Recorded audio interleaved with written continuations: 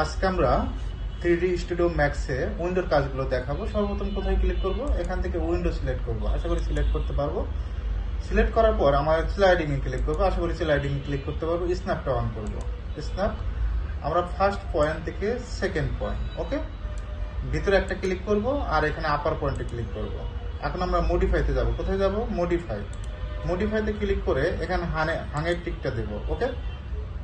তারপর যদি জানালা ওপেন করতে চাও ওপেন করতে পারবা, ঠিক আছে।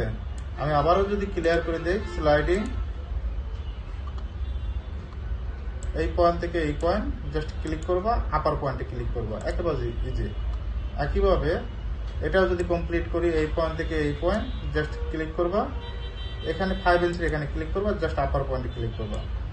এখন কোনো কারণে মেজারমেন্ট শর্ট হয়েছে, এখানে 2 ইঞ্চি প্রবলেম।